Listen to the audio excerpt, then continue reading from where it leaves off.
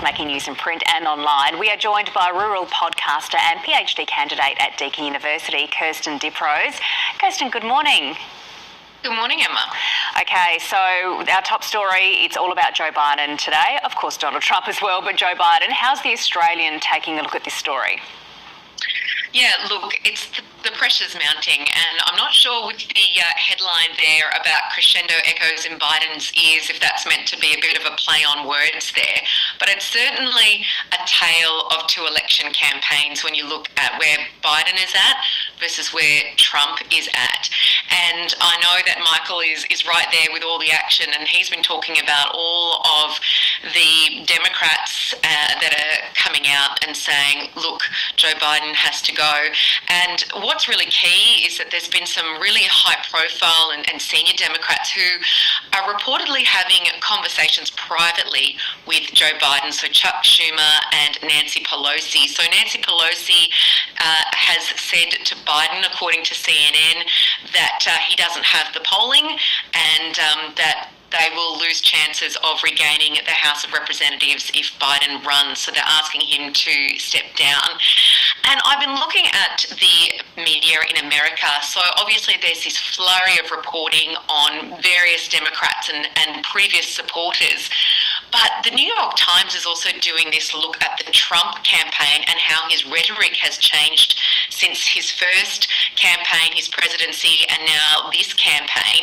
And it really looks at how it's actually become a lot more extreme, that he's really running this line of how the Democrats are running some sort of conspiracy to take control and become an established voting class that you'll, be unable to get rid of, that Americans will be unable to get rid of.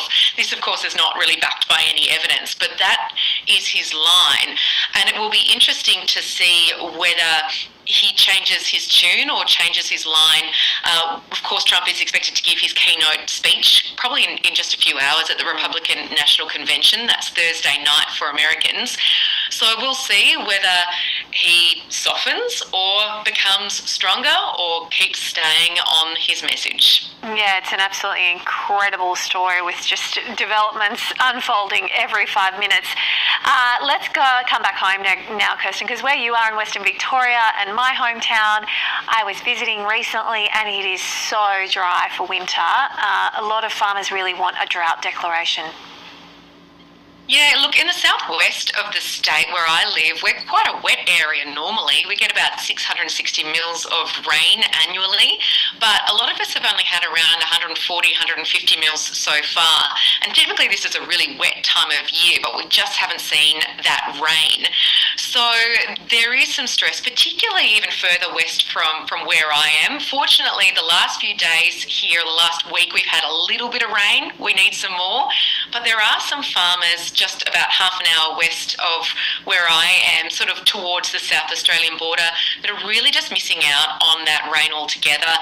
And so Need for Feed, which is a great initiative by the Lions Club, has recently come and brought 1,000 bales to help farmers there. But there are calls for a drought declaration.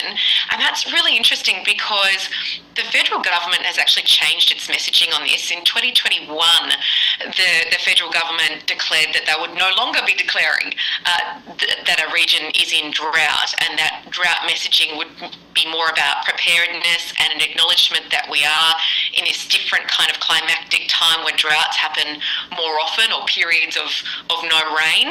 So people are calling for a drought declaration in the way that they're used to, but I'm not really quite sure how governments are going to be responding to that now. Certainly they say that there is help there and that they will help communities in need, but we're waiting to see what that looks like and what the mechanisms are to pull. So I think farmers are a little bit confused now about what they can do to kind of access help. But certainly we just need that rain. Yeah, absolutely. We'll see what Nate can do about that, Kirsten. Thanks for joining us this morning. We appreciate your perspective on things. Oh, if Nate's on it, it's going to be okay.